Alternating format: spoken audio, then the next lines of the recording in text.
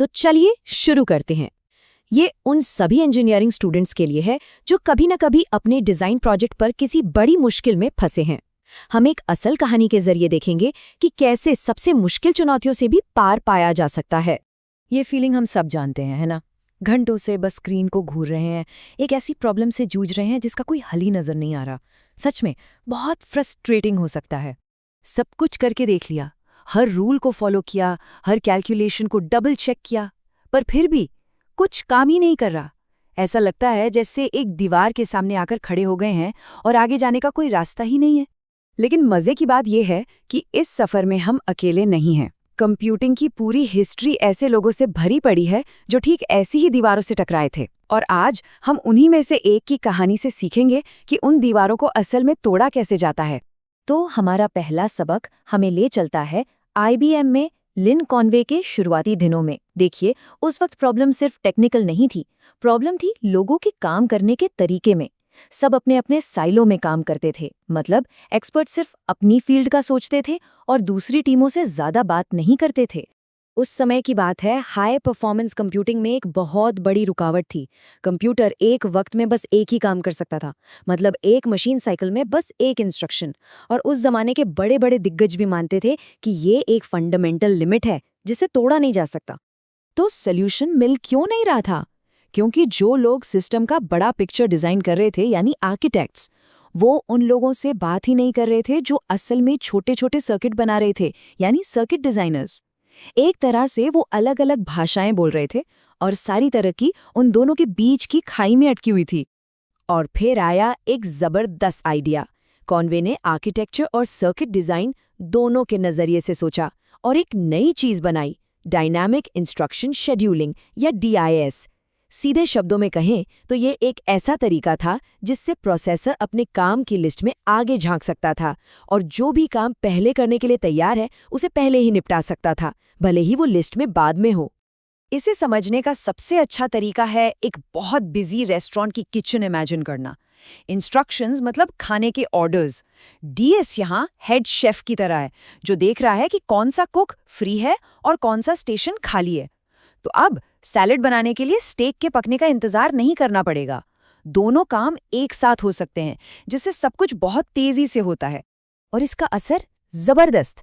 Disc ने IBM के advanced computing systems project की परफॉर्मेंस को 2 गुनी से भी ज्यादा बढ़ा दिया। तो यहाँ सीखने वाली बात यह है, एक इम्पॉसिबल प्रॉब्लम तब सॉल्व हुई जब किसी ने अलग अलग टीमों के बीच की दीवारों को तोड़ने की हिम्मत की। चलिए अब अगले सबक पर चलते हैं। कंप्यूटिंग की दुनिया में अगली बड़ी चुनौती थी चिप डिजाइन की बढ़ती हुई कॉम्प्लेक्सिटी। जैसे जैसे चिप्स पर लाखों ट्रांजिस्टर फिट होने लगे, उन्हें डिजाइन करना लगभग नामुमकिन होता जा रहा था। इस सारी उलझन के बीच कॉनवे ने एक बहुत ही फंडामेंटल सवाल पूछा कि और चीजें जोड़ने के बजाय क्या हो अगर हम चीजों को हटाना शुरू कर दें। ये सोच में एक ऐसा बदलाव था जिसने सब कुछ बदल दिया।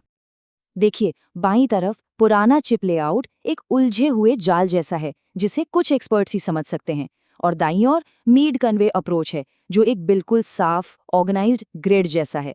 एक तरफ है केओस तो दूसरी तरफ है ऑर्डर। तो उन्होंने ये किया कैसे? उन्होंने दर्जनों मुश्किल नियमों को हटाकर कुछ आसान यूनिवर्सल नियम बनाए।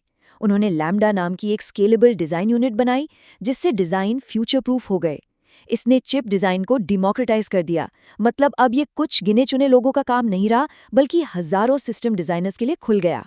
ये एक बहुत गहरी बात है। असली चुनौती सिर्फ बेहतर चिप्स बनाना नहीं थी, बल्कि जानकारी को व्यवस्थित करने का एक बेहतर तरीका बनाना था।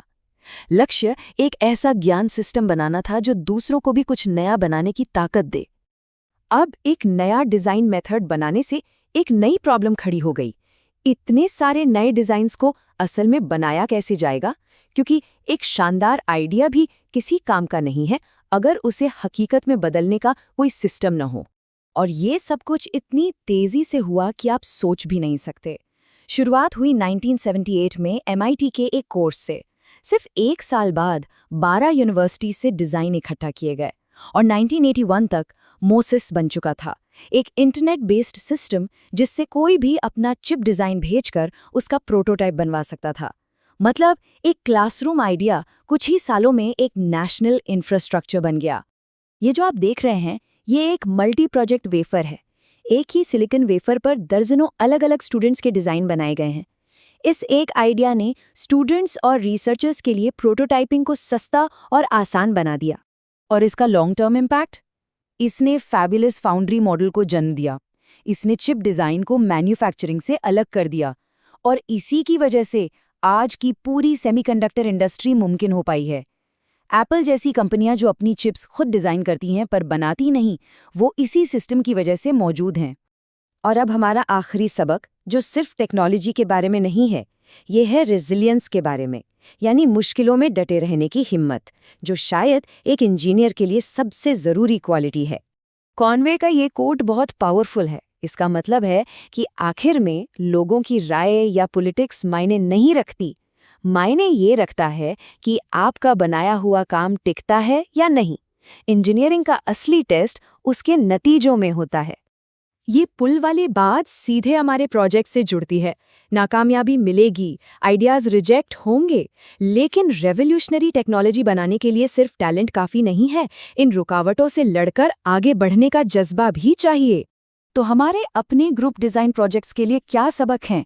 पहला, साइलो तोड़ें। मैकेनिकल वालों को इलेक्ट्रिकल वालों से बात करनी चाहिए। दूसरा, चीज़ों को सरल बनाएं। जब फंस जाओ तो पूछो, हम इसमें से क्या हटा सकते हैं?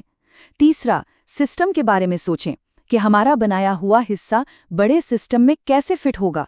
और आखिर में, रेजिलिएंट बनें। अपने काम पर भरोसा रखें। अगर वो मजबूत है तो वो टिका रहेगा।